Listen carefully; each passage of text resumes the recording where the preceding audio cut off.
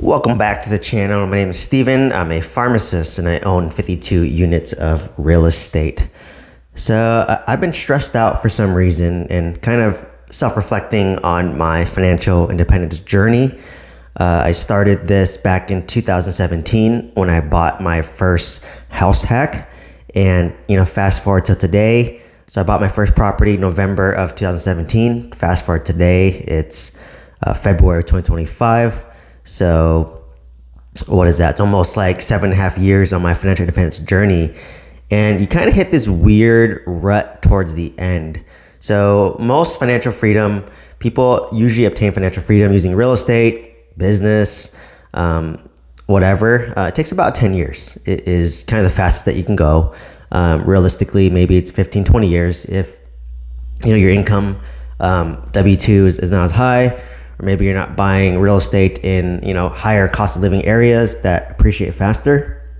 But whatever, generally speaking, it's about 10 years is the fastest. But realistically, I would say 15 to 20 years. So for me, because I have a high income W-2, because I was able to buy highly appreciating assets in the Bay Area in California that have appreciated significantly, I think my journey was... I'm probably on the track for 10 years, to be honest, to retire if I wanted to. But it's kind of awkward right now at year 7.5. So about 2.5 more years to go at least. Because, I hit a point where, I'm worth $6.2 million. I work a good W-2 job, the highest W-2 job that I've made. And, I own 52 units of real estate. I still have a mortgage on this house. I have a little bit over $1 million stock portfolio.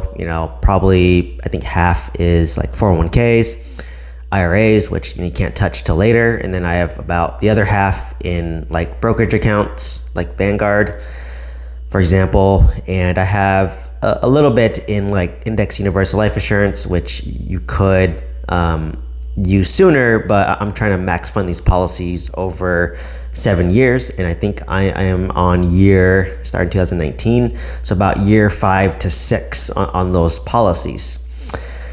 And right now I'm not living off my cash flow, so on paper I'm probably cash flowing about $10,000 a month, but realistically, once you own enough units, that's just being saved for a rainy day. If I have major capex, there's a plumbing issue, there's a bed bug issue, there is a repair I have to make, maybe insurance goes up, property tax goes up, there's vacancies, maybe there's a roof that needs repair, HVAC, you name it, it happens, right? Especially when you own a lot of C-class multifamily, you're going to deal with a lot of expenses. So realistically, I don't live off the cash flow. Realistically, the cash flow just stays there to self-sustain the portfolio. So in my mind, as long as I don't have to put in additional money to the portfolio, I am happy, right? Overall, I am happy if I don't have to put additional money, and if the portfolio can generate money, then that's great, because that could be used to save up for the next down payment on a property that I would buy. But just owning multifamily, single family, I've just learned that I wouldn't feel comfortable retiring off of the real estate income, because the income is so variable. I've had the heroin called W-2 income since 2013. That's 11, 12 years about going on now. And you're used to getting a paycheck every 2 weeks. It's consistent. It's steady. I know every, I think Thursday at 5 p.m. the money gets sent to my account. Obviously you get health benefits, you get PTO, you get sick leave.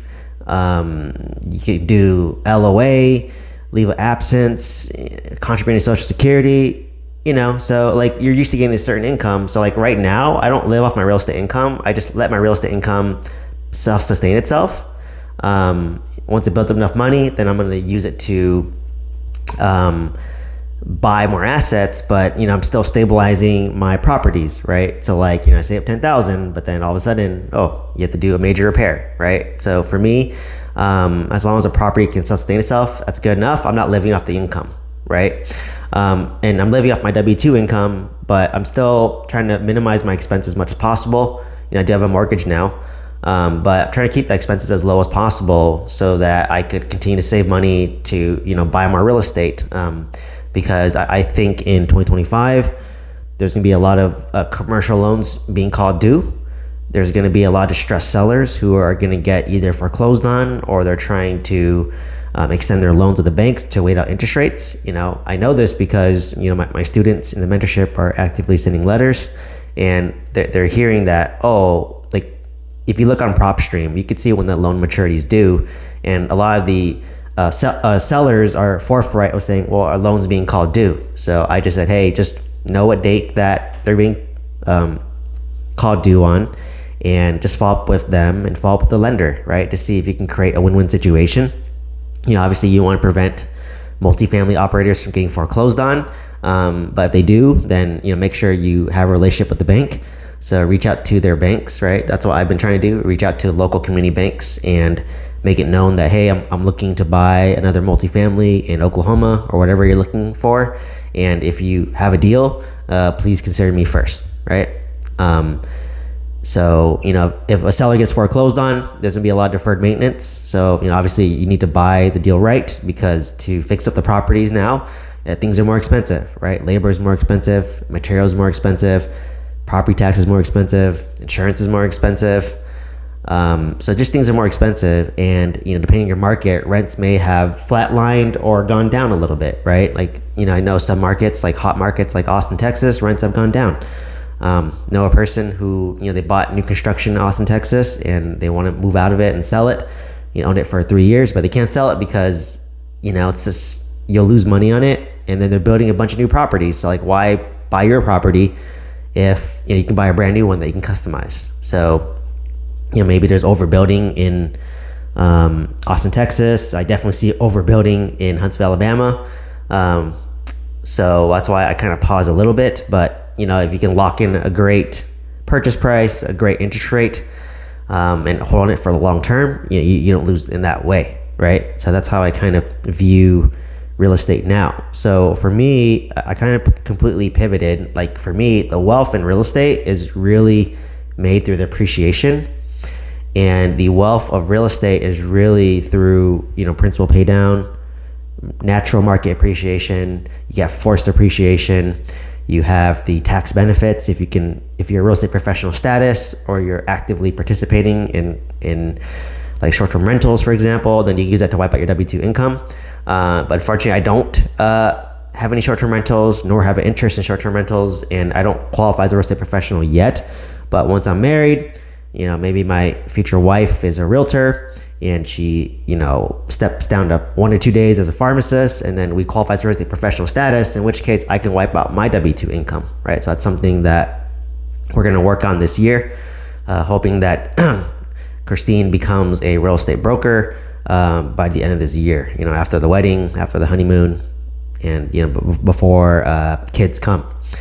So, and at that point, she would probably cut down to part-time, and then, we'll try to qualify as a real estate professional status, right? But it is hard to qualify, because if you do qualify, I can basically wipe out my W-2 income. So cash flow for real estate is the cherry on top. So cash flow to me now is, the point of cash flow is to self-sustain your portfolio, right? So like, I have a 52 unit portfolio, I have some single family homes that are cash flow negative. I have my multifamily that carry the team. My 2 apartments carry the team, but collectively, I'm still cash flowing positive, maybe 7 to 10K a month, depending on the month. But like I said, once again, I don't live off that money. I just keep it for a rainy day, because it will happen, right? You have to pay your taxes. You have to fix a plumbing issue. There's, like this year, I had so many repairs and expenses, but hopefully over time, everything's fixed up, and hopefully your expenses will start to trend down, right? So for me, like I said, I don't live off the cash flow. I'd be too stressed living off the cash flow. And for me, if I want to, let's say my monthly expense was $5,000 a month, right? I would want 4 times the cash flows. I want 20K a month in cash flow to live off $5,000 a month, because I know that the cash flow is so variable with real estate compared to like a W-2 job. So obviously I'm at what, if I'm at 7 to 10K, that means I can only live off of like 2,500 consistently. So knowing that now, like that's why my biggest expense is my mortgage of $5,500 a month. I'm probably, when I want to like go down to part-time or retire, I'm probably going to sell one of my single family homes, take that equity that I built up over time. And I have a few that have 800K plus of equity, sell that and then basically use that to pay off my primary residence and wipe out my $5,500 a month mortgage. So it'll lower my expenses by $5,500 a month, right? So that's a huge expense wiped off the table. And, obviously in tandem of that is probably having kids, right? Maybe kid 1 in like a year or 2, and then kid 2 years after that. And now you have that additional expense of having the kid, right? Their activities, if you have to pay for daycare, if you have to, just food, diapers, formula, whatever, all that stuff, right? Things become more expensive. But, luckily, I think me and Christine, we kind of value living a more simple life. Like I personally would rather retire earlier, living a simpler life versus retiring later with a more lavish lifestyle, if that makes sense. So, I'm totally happy with like where I'm at in my house. Like it's a nice house, nice community. There's a pool, there's a gym. It's part of the HOA that we pay for. It's gated.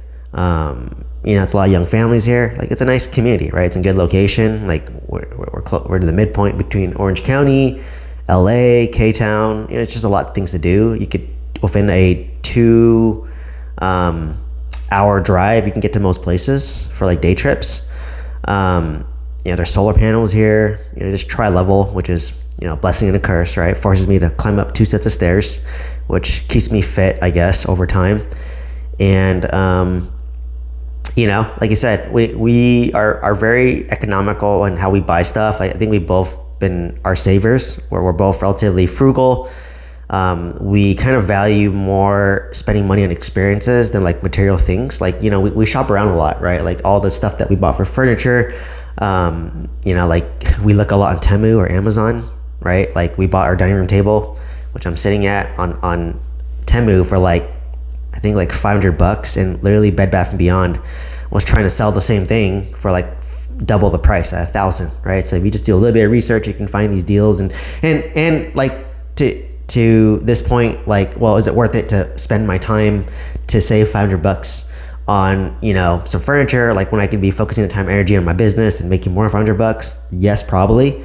But we actually enjoy like kind of deal hunting, like going to like Ross, Marshalls, just trying to find good deals on stuff. Like, I don't know why, like my mom enjoyed doing that, and I feel like I enjoy doing that, and then Christine enjoys doing that. So we just legitimately enjoy doing it, even though I can afford more, right? Obviously, if I wanted to.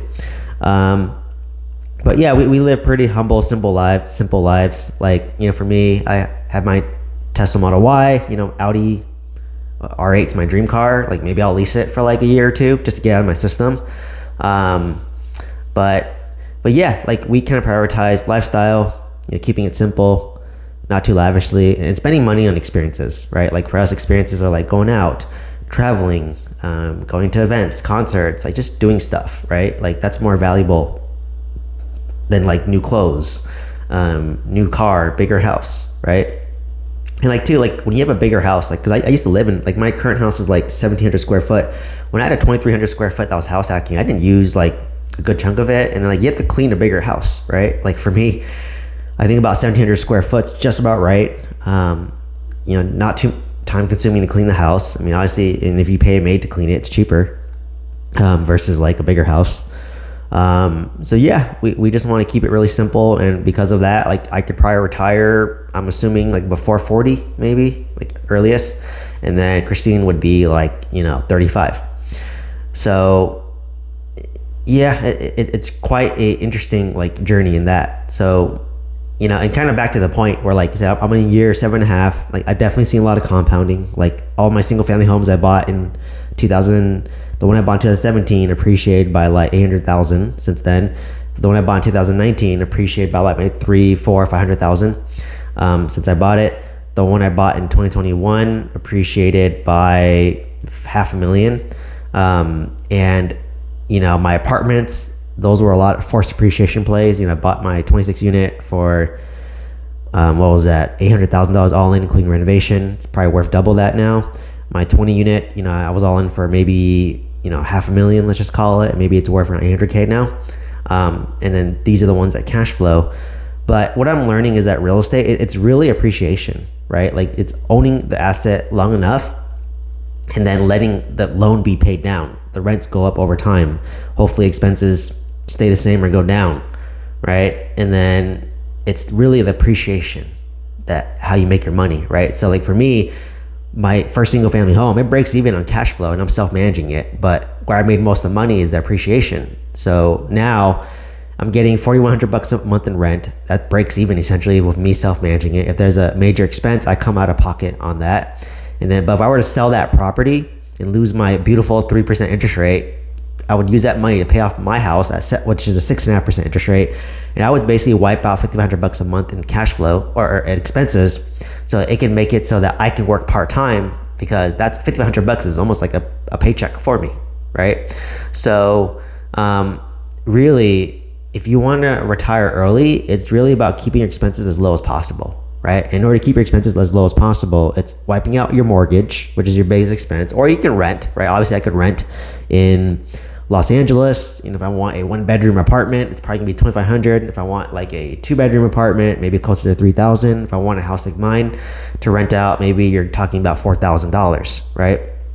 So it is obviously cheaper than what I'm paying now with property tax, insurance, all that. I'm probably all in for $7,500, right? But if I pay off my mortgage, my expense is about $2,000 a month, which is really affordable. So like, I hate to sell real estate, but like, if I did sell that first property, it would wipe off this mortgage. It would allow me to retire, and it'd be more lifestyle oriented, right? And I would almost wipe out $1.5 million of debt, because this house has about $800,000 in debt, and that house has about $600,000 in debt, give or take. So if I were to sell that and pay off this debt, I would wipe off $1.5 million of debt off the table for me, so that at that point I would have way more equity than debt, because I think right now I'm about 50-50. So about 5 million in loan and 5 million in equity. But if I were to sell one and pay one off, I would basically have 5 million in equity and what is that? 2.5 million in debt, right? So it actually would be like 75% equity to debt, which is really highly positioned, right?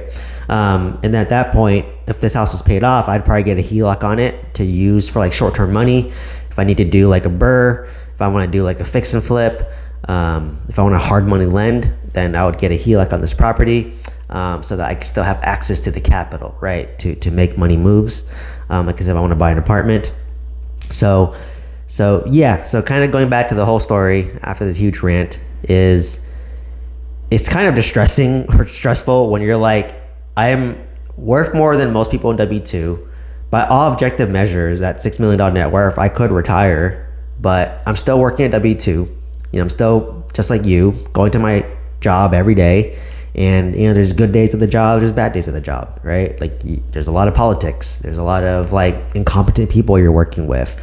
If you're lucky and you have a good boss, which I do, it makes your life a little bit easier. But you're just dealing with like a lot of people and a lot of personalities, a lot of egos, and it's just kind of like, goddamn, like, it's so draining, right? When you're at work, and then by the time I come home, my brain is fried. I cannot focus on real estate as much, or it's hard to focus on real estate, right? And given like interest rates are higher now, and sellers are still not as motivated to sell because they're waiting for interest rates to drop, or they're used to the prices in 2020 during COVID, and they're being unrealistic. So it's kind of this awkward like standstill. So like you said, I am just trying to put my head down, because for me, I'm a person who gets bored very easily. Like, to be honest, like I'm thinking about doing fix and flips, like in Oklahoma, because I have a team there. I have property management there. I have a renovation crew there. Like, maybe I can buy some single family homes for like 150 or 100 and put in 30K to fix it up, all in for 130. Maybe I sell it for like 180 or something, right? But I was just like, well, you're risking money, and then maybe you make $30,000 from that flip. Versus if I were to become or when Christine becomes a realtor or a real estate broker in California, you can sell $1 million home, get 3% interest, you get $30,000 commission, and there's no risk, right? When you flip a home, there's risk, right? You're at risk of interest rates being higher. You're at risk of renovation costs being higher and taking longer, which costs money if you get a hard money loan, right? You're at risk of not being able to sell.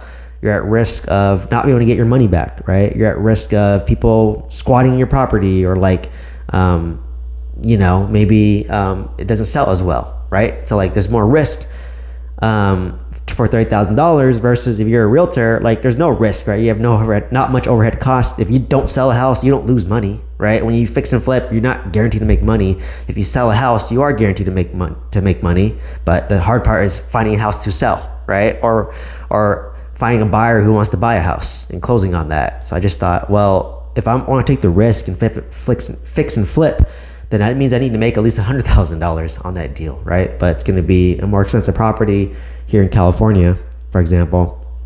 And like you said, I know it comes with other things, right? So, for me, it's like this awkward boredomness. So I'm really trying to, because, for me, I've been used to just buying a lot of real estate and go, like as I scaled, right? And like it's been a weird pause for me where I'm like pausing and I'm bored, but then I'm like going to my W-2, and then the W-2 is very unstimulating. It's sometimes boring. Like you're working, but it's just like very draining. It doesn't give me energy, versus like when I work on real estate or things I like to do, it's more energizing. It's more like fulfilling, gives me more energy. But like you said, I'm still at the work at W-2 because I need to pay for today, and then set myself up for an even stronger financial foundation, right? Which is what I'm trying to do. Where I'm trying to continue max funding my life insurance. I'm trying to save up for another piece of property. I'm trying to pay for the wedding, pay for the honeymoon. I'm trying to prepare for kids coming, right? Like in the next year or two. I'm trying to set myself up, right, financially, so that, because I know I'm going to retire earlier than most people, right? I'm hoping to retire before 40. Maybe it'd be faster if my YouTube blows up and all of a sudden I make a lot of money from AdSense, sponsors, more coaching, right? But I don't know right now. Obviously it's not. It's just kind of a side thing, right?